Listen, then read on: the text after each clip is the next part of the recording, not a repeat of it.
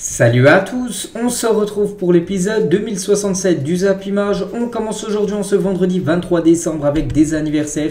Voilà cette longue liste de joueurs qui fêtent leur anniversaire aujourd'hui. Et en gros joueur, enfin en joueur ultra connu, il y a quand même Luka Jovic, le joueur de la Fiorentina, l'ancien joueur du Real Madrid, il fête aujourd'hui ses 25 ans. On va parler maintenant de cette rencontre de Coupe de la Ligue anglaise hier soir entre l'équipe de Manchester City et l'équipe de Liverpool. Et c'est Manchester City qui s'est imposé dans un match complètement fou, une victoire 3-2 contre l'équipe de Liverpool. Donc Haaland, Mahrez et Nathan Ake ont été buteurs côté Citizen contre un but de Carvalho. Et Mohamed Salah côté Reds de Liverpool. Les statistiques de la rencontre, bon j'ai pas vu le match mais bon d'après les stats, voilà, Manchester City mérite sa victoire et sa qualification. Donc City a eu plus de possession de balle, beaucoup plus de tirs, voilà, 7 pour Liverpool, 18 pour Manchester City sur ces 18 tirs, 9 tirs cadrés quand même. Voilà, donc un tiers des frappes cadrées a fini au fond des filets. Donc voilà, Manchester City plutôt logiquement s'impose et se qualifie à Liverpool efficace. Voilà, 2 tirs cadrés, 2 buts pour cette équipe des Reds. Et du coup, City bat Liverpool et accède au quart de finale de cette Carabao Cup. Donc Coupe de la Ligue anglaise. Donc voilà le scénario du match. Donc City menait 1-0 après égalisation. Ensuite City menait 2-1. Ensuite Liverpool de nouveau est revenu à 2 partout. Mais après ça a été le 3-2. Puis après le score n'a plus bougé dans cette rencontre hier entre deux grands clubs anglais. Et on va parler de Haaland. C'est qu'Haaland, ça faisait plus de 40 jours qu'il n'avait pas joué un match officiel, vu que la Norvège n'a pas participé à la Coupe du Monde. Il a joué quelques matchs amicaux, mais là en match officiel, il a regoûté bien sûr à une compétition. Et il a été buteur, Erling Haaland. Donc voilà quelques photos de son match hier. Et retour boulot pour lui. Donc Haaland déjà buteur, son 24e but à ce jour. Cette saison, déjà 24 buts depuis son arrivée en août dernier du côté de Manchester City en seulement 19 matchs, donc toute compétition confondue. Donc là, voilà, bien sûr, il reprend le rythme de quasiment un but par match, voilà, même plus, d'après ses stats. Et Thierry Henry, les gars, adore Erling Haaland, il a dit, il est une nouvelle race d'attaquants de la vieille école. Ce qu'il fait, c'est un travail, une compétence, une profession. La seule chose qu'il veut, c'est marquer des buts et il le fait à la perfection. Voilà, quand Thierry Henry dit une déclaration comme ça, un autre buteur, c'est que bien sûr il a beaucoup de respect et on sait que Haaland finira certainement avec quelques ballons d'or à la fin de sa carrière. Donc voilà, une petite photo encore de Haaland avec aussi Kevin De Bruyne, parce que Kevin De Bruyne a été magnifique aussi hier. Donc en 26 rencontres, Kevin De Bruyne a marqué 5 buts mais surtout délivré 16 passes décisives cette saison, toute compétition confondue. Donc nous ne sommes qu'en décembre. Donc hier il n'a pas marqué mais il a délivré 2 passes D. Hier Kevin De Bruyne sur les 3 buts inscrits par son équipe de Manchester City. Lui aussi il a été buteur décisif, c'est Riyad Mahrez, buteur pour Manchester City. Donc lui aussi, ça faisait longtemps qu'il n'avait pas joué de match officiel, Riyad Mahrez. Donc voilà, magnifique but de l'international algérien.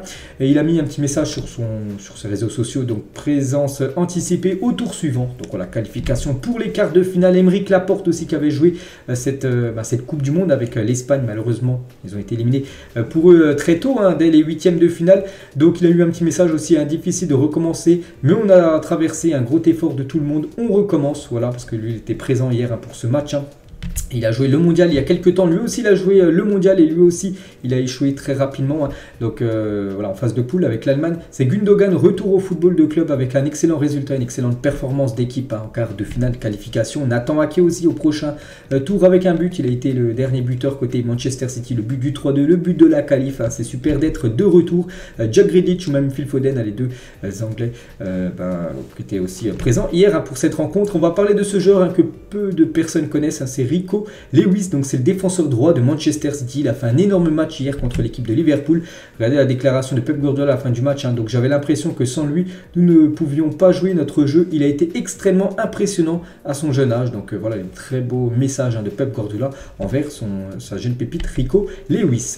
Et côté Reds de Liverpool, bon eux, voilà, ça va pas fort en gros, parce que déjà avant la Coupe du Monde, ça allait pas fort, parce qu'oubliez pas qu'ils sont toujours 6e de Première Ligue. Voilà, cette équipe normalement qui est toujours sur la première, soit la deuxième place, donc toujours 6e de Première Ligue. Donc éliminé en EFL Cup, c'est fini pour eux dès les 8e de finale. Les 2e de son groupe en Ligue des Champions sont quand même qualifiés, mais pas qu'ils joueront contre le Real Madrid début d'année. Du coup voilà, cette équipe des Reds qui ne sera pas l'équipe gagnante de cette EFL Cup. Mais Mohamed Salah a été buteur et les stats de but de Salah depuis qu'il était à Liverpool. Donc là cette saison, il est déjà à 15 buts, toutes compétitions confondues à Liverpool. La saison dernière 31, il y a même pareil il y a 2 ans aussi 31 buts, donc là déjà 15 buts pour Mohamed Salah. Et Salah a inscrit donc 10 buts contre Tottenham, 10 buts contre Manchester United et 10 buts dorénavant contre Manchester City. Cette équipe où il marque souvent, Mohamed Salah. Il est à 9 avant le match, il est à 10 après le match avec son but. Et Salah a maintenant marqué contre Manchester City dans 3 compétitions différentes cette saison, en Premier League, au Community Shield et en Carabao Cup. Donc voilà, félicitations à Mohamed Salah, mais ça n'a pas suffi dans son équipe bien sûr pour s'imposer et se qualifier pour le tour suivant. Et c'est vrai que cette rencontre entre Manchester City et Liverpool, c'était déjà la 5e affrontement entre ces deux équipes depuis janvier, comme c'est énorme. Et c'est vrai que Manchester City, c'est la première fois qu'ils battent Liverpool cette année, parce qu'il y avait eu un 2 partout le 10 avril 2022, c'était un match de Premier League.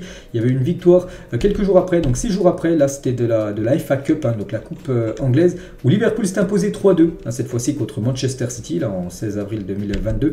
Il y a eu aussi le match le 30 juillet 2022, c'était le Community Shield, où Liverpool de nouveau s'était imposé contre Manchester City 3-1. Puis il y a eu ce match en Premier League cette année le 16 octobre et Liverpool de nouveau qui s'est imposé contre Manchester City. Et cette fois-ci c'est bien City qui s'est imposé contre Liverpool hier soir. Et du coup on connaît les affiches des quarts de finale de cette coupe de la Ligue anglaise. Donc Manchester United jouera à domicile contre Charlton. City qui a battu Liverpool ira défier l'équipe de Southampton chez elle. Nottingham Forest recevra Wolverhampton et il y a un beau Newcastle Leicester. Donc voilà les 4 quarts de finale de cette coupe de la Ligue anglaise. On va parler rapidement du foot féminin. Et hier, il y avait le PSG qui jouait du côté de Chelsea. C'était la dernière journée des phases de poule de la Ligue des Champions. Grosse défaite des Parisiennes. Elles se sont inclinées 3-0 du côté de cette équipe de Chelsea. Mais elles sont quand même qualifiées, cette équipe parisienne. Donc Chelsea-Paris se qualifie pour les quarts de finale de la Ligue des Champions. Le Real Madrid, c'est fini pour elle. Donc pour bien sûr le foot féminin. On peut voir aussi les autres résultats hier. La grosse victoire de Wolfsburg, 8-2 du côté de Saint-Pölten. Et Wolfsburg, ça passe pour elle. Wolfsburg, c'est une grosse équipe du côté du foot féminin. Donc l'AS Roma aussi se qualifie pour la suite de la compétition. Ça passe aussi pour Arsenal et Lyon aussi qui accroche cette deuxième place, les Lyonnaises. Et aussi pour le FC Barcelone et l'équipe du Bayern Munich. Ils ont le même nombre de points, mais c'est bien le Barça qui est devant le Bayern Munich. Donc voilà, les 8 équipes qualifiées pour les quarts de finale de la Ligue des Champions féminine. Donc 2 équipes françaises comme d'habitude, le PSG et l'équipe de Lyon tenante du titre. Toujours avec Lyon, cette fois-ci on va parler de l'Olympique lyonnais masculin. Donc hier il y avait un match amical, le dernier match avant la Ligue 1 là, dans quelques jours, et Lyon s'est incliné 2-1 contre l'équipe de Monza. Donc triste soirée au Groupama Stadium avec la défaite 2-1 face à Monza, mais surtout les sorties sur blessure de Malo Gusto et Enrique. Voilà, Malo Gusto, même Enrique, deux joueurs importants de l'équipe de Lyon, de Laurent Blanc, et ils sont sortis sur blessure hier. C'est pas bon, voilà, parce que le championnat reprend là très prochainement. Il y aura quasiment des matchs tous les 3 jours, puis voilà, c'est quand même deux joueurs très importants de l'effectif lyonnais qui seront forfait là pendant quelques rencontres.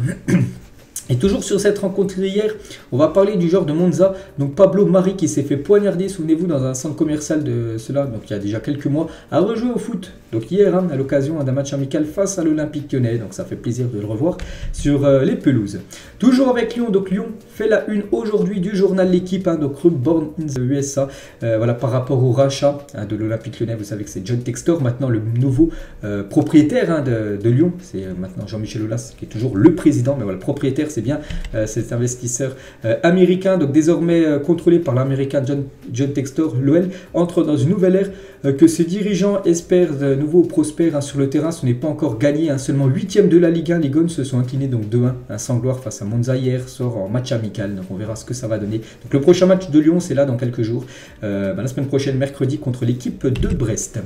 On va parler cette fois-ci d'une vidéo de Romain Molina. Vous savez, cette personne, ce journaliste, je crois que c'était un journaliste qui relaye beaucoup d'infos de temps en temps sur des scoops, tout ça. Et hier, sur sa chaîne YouTube, La Vérité sur le cas Benzema, ce qui s'est passé en équipe de France. On va revenir sur quelques déclarations pour aller voir sa vidéo. Moi, je vais vous dire rapidement ce qui s'est dit. Donc tout d'abord, le retour de Karim Benzema en équipe de France était forcé. Ce n'était pas la première idée de Didier Deschamps selon Romain Molina. Voilà ce qu'on a pu apprendre dans sa vidéo hier. Que en gros, c'était pas une volonté en gros de Deschamps de faire revenir Karim Benzema. Souvenez-vous, c'était avant l'Euro 2021. Voilà, c'est quand même incroyable. Toujours avec Ce Romain Molina avec Benzema. Donc le staff médical du Real Madrid a vite compris que le diagnostic de l'équipe de France n'était pas le bon concernant le forfait de Benzema à la Coupe du Monde. La preuve en est, Karim Benzema a pu rejouer avec le Real Madrid en amical avant la fin de la Coupe du Monde. C'est vrai que les médecins de l'équipe de France ont peut-être pris une décision trop rapidement pour dire qu'il allait être forfait toute la compétition, alors que seulement quelques jours après, il avait joué un match amical, souvenez-vous, contre les Ganes avec le Real Madrid, donc il aurait pu être disponible dès les huitièmes de finale et jouer quasiment la fin de cette Coupe du Monde. Mais bon, voilà, le staff, l'équipe de France a pris peut-être une décision trop rapide.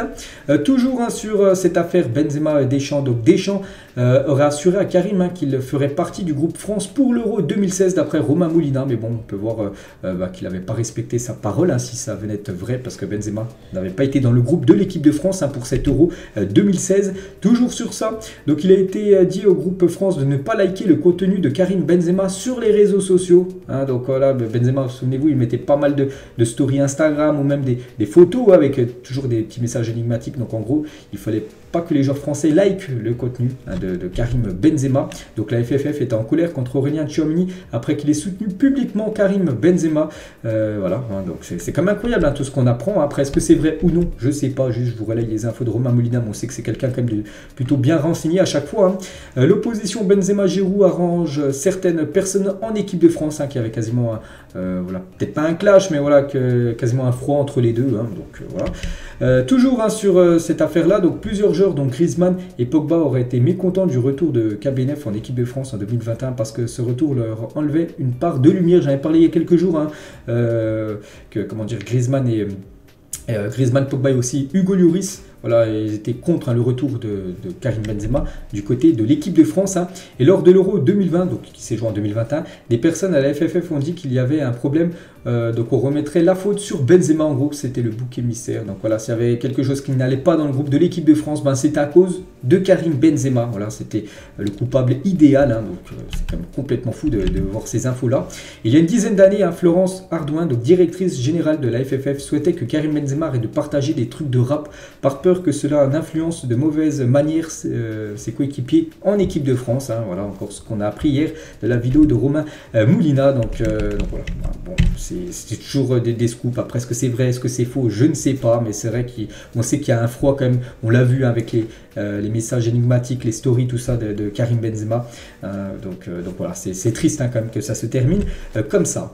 On va parler cette fois-ci de Didier Deschamps. Doit-il rester sélectionneur de l'équipe de France? Ça, c'est un gros point d'interrogation. Il y en a qui sont pour, il y en a qui sont contre. Voilà, pour voir encore Deschamps au poste de sélectionneur des Bleus. N'oubliez pas que Noël Le Graët, le président de la FFF, a annoncé ce jeudi, donc hier, qu'il rencontrera Didier Deschamps la semaine prochaine pour évoquer sa prolongation de contrat. Donc la partie de lundi, mardi, mercredi, je ne sais pas quel jour. Mais voilà, il y aura une réunion entre Le Graët et Deschamps pour savoir s'il va prolonger ou non. Ça pourrait être officiel la semaine prochaine, s'il prolonge ou non du côté des Bleus.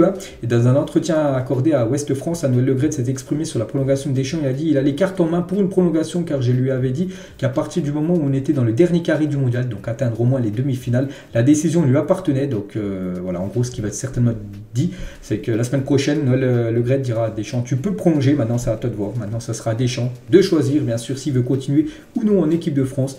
Et je pense qu'il va continuer, Didier Deschamps. Il aimerait même avoir un contrat long terme jusqu'à la prochaine Coupe du Monde, la Coupe du Monde 2026. Et sur le Twitter Football Log, qui doit être le sélectionneur de l'équipe de France en 2023. Donc soit Deschamps, soit Zidane, ou soit un autre. Bon, là, autre, il n'y en a pas d'autres. C'est soit bien sûr Deschamps, soit Zidane. Quasiment plus de 40 000 votes, 37 000. Et la plupart ont mis moins. Moi, j'ai mis quand même Didier Deschamps. Voilà, on a atteint quand même la finale de la Coupe du Monde, malheureusement perdue. Mais voilà, quand on a atteint encore une finale de Coupe du Monde sur les deux dernières éditions, pour moi, je continue avec le même coach. C'est vrai que Zidane aussi, c'est tentant, mais voilà. Zidane peut-être plus tard, mais pour l'instant on doit continuer encore avec Deschamps. Alors que c'est vraiment kiff 48,4 contre 48 pour Zinedine Zidane. Voilà, on verra c'est quoi qui sera décidé dans les prochains jours. Et Noël Le Graët, toujours on revient sur lui, donc a écrit au président de la fédération argentine après les insultes contre Mbappé. Souvenez-vous tout ce qu'a subi Kylian Mbappé avec Martinez, tout ça. Bref, je trouve ces excès anormaux dans le cadre d'une compétition sportive et j'ai du mal à comprendre, cela va trop loin. Le comportement de Mbappé a été exemplaire. Voilà, il comprend pas en gros pourquoi Kylian Mbappé a reçu autant de critiques après cette finale perdue. On va parler de VG Dream, annonce qu'il va sortir le son qu'il a enregistré sur les joueurs de l'équipe de France, là, très prochainement. Donc il n'avait pas prévu de le sortir, mais voilà, sur Snapchat hier, il a dit qu'il allait le sortir. Donc à tout moment, voilà, VG Dream, vous allez entendre une nouvelle musique où il va remercier l'équipe de France par rapport à cette belle Coupe du Monde. Regardez le top 5 des nations les plus mentionnées dans les médias français pendant la Coupe du Monde 2022. Donc la France, voilà, en première position, plus de 119 948 mentions, où ça parle de l'équipe de France. Le Maroc, plus de 42 559. On peut voir aussi l'Argentine, l'Angleterre ou même la sélection croate. On va parler de l'Argentine. Donc Adidas commercialisera à partir de mercredi prochain, là, dans la semaine prochaine, le maillot de l'Argentine avec les 3 étoiles. Ça y est, il est prêt, il va ressembler à ça. Donc voilà la disposition des étoiles. Ce ne sera pas l'une à côté de l'autre, ce sera les deux, plus la nouvelle au-dessus, au milieu des deux autres. Donc voilà, il sera disponible ce maillot avec les étoiles et aussi le nouveau patch. Ils auront le patch au milieu, comme ce qu'avait eu l'équipe de France après sa victoire contre la Croatie il y a 4 ans. Le patch vainqueur, en gros, de la Coupe du Monde. Donc voilà, ce maillot sera disponible mercredi prochain pour ceux qui veulent se faire plaisir.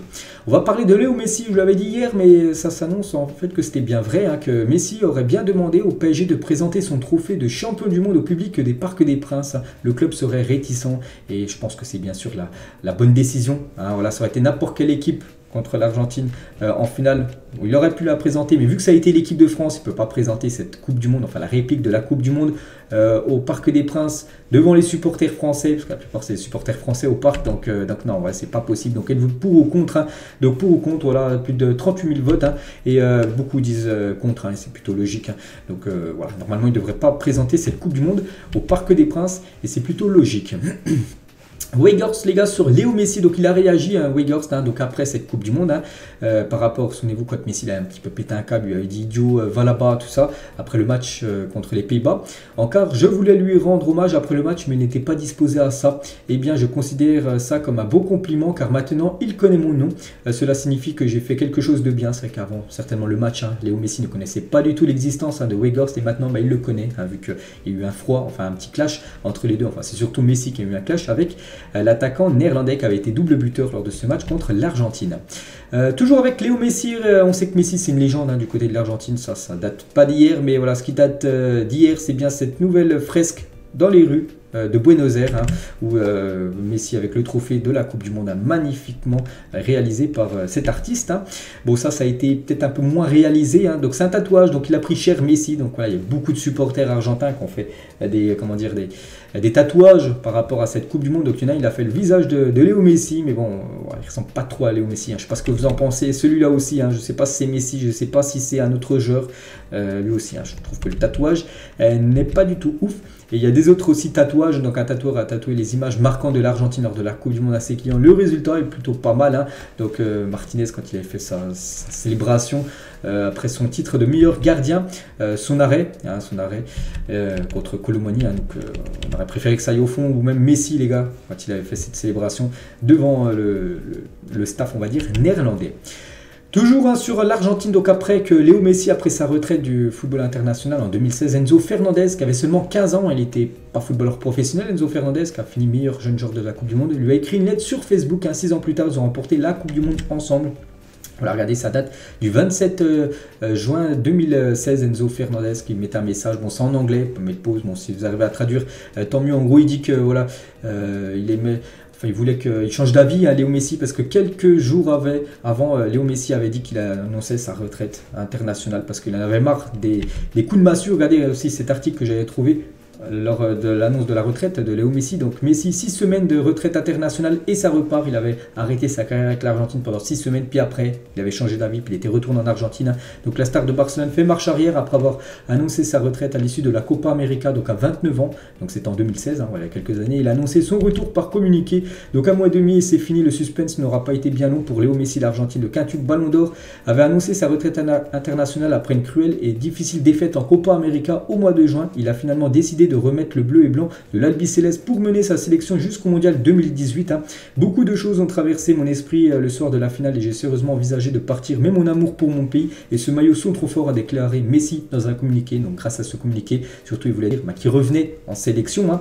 Donc le 26 juin, l'Argentine a perdu cette finale de Copa América contre le Chili au tir au but et Messi a raté le sien lors de cette finale perdue. Donc 2 heures après le match, dans les couloirs du stade, dans la banlieue de New York, Messi avait lâché une bombe à la sélection. C'est fini pour moi, c'est la la 4e finale que je perds, la 3e de suite, avait dit le joueur de 29 ans, désabusé. Donc c'est pour ça en gros que Enzo Fernandez lui avait écrit ce message pour qu'il change d'avis, tout ça, que c'était l'avenir, qu'il allait gagner des compétitions.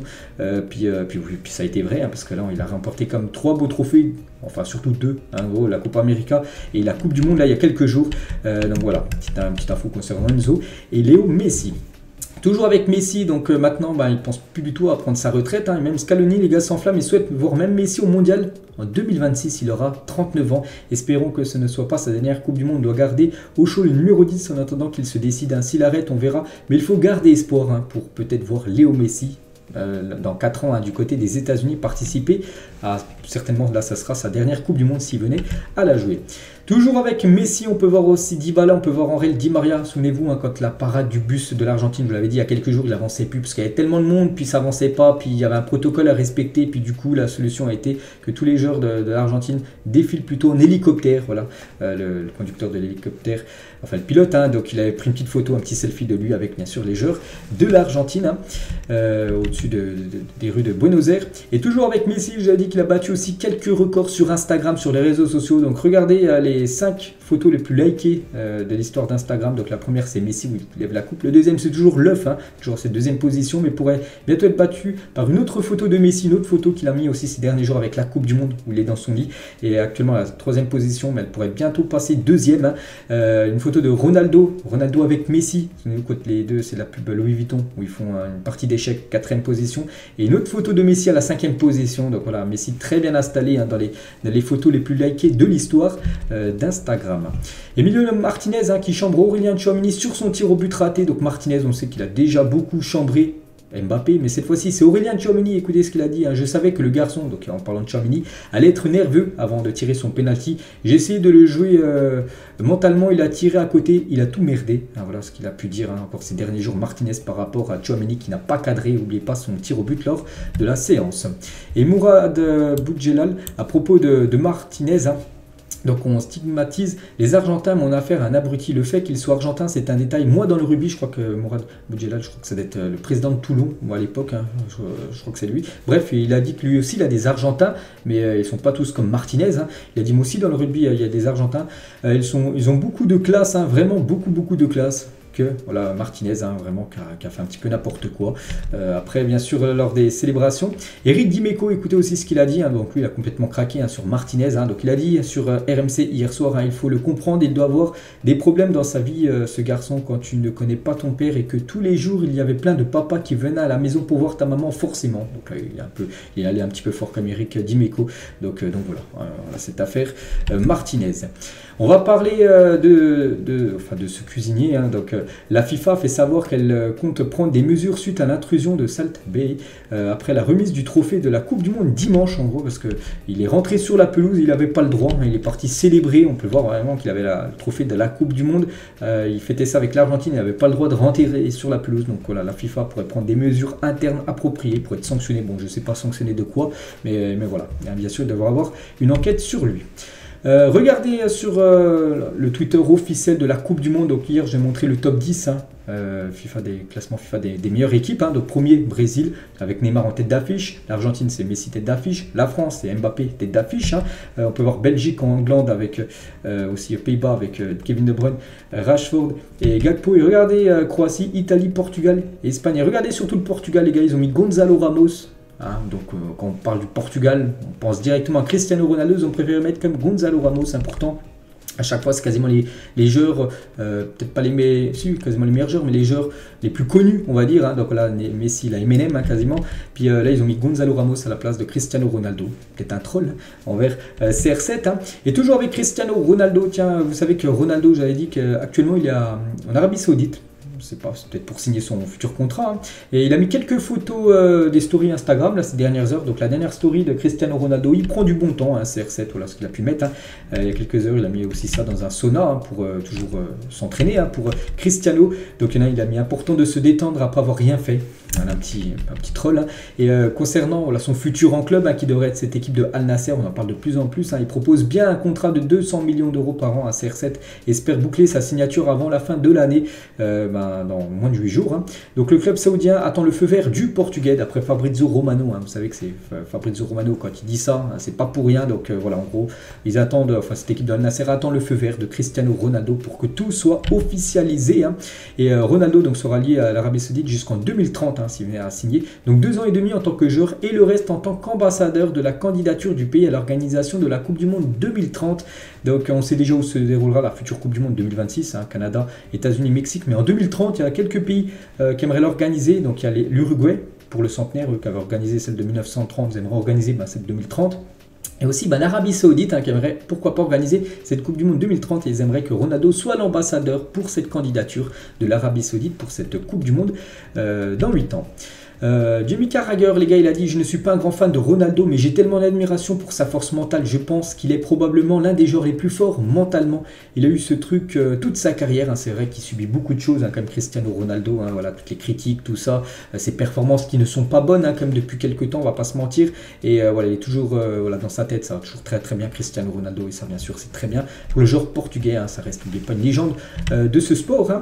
On va parler d'un entraîneur que Ronaldo a beaucoup fait de mal dans le passé. L'entraîneur de l'Atlético Madrid, hein, avant, lors des Real Atlético. Bref, il y a 11 ans, jour pour jour, Diego Simeone prenait les rênes de l'Atlético de Madrid. Hein. Donc depuis, il a gagné 2 Europa League, 2 Super Coupes d'Europe, 2 Ligue 1, une Coupe du Roi, une Super Coupe d'Espagne. Il est l'entraîneur en poste depuis le plus longtemps en Europe. Voilà, c'est 11 ans quand même qu'il est entraîneur de l'Atlético Madrid. Hein. Je pense que peut-être que du côté de l'Atlético, il faudrait peut-être changer d'air, hein, parce que voilà, le style Choumo, donc le style Diego Simeone, j'ai l'impression que voilà, il est peut-être en fin de cycle. Hein.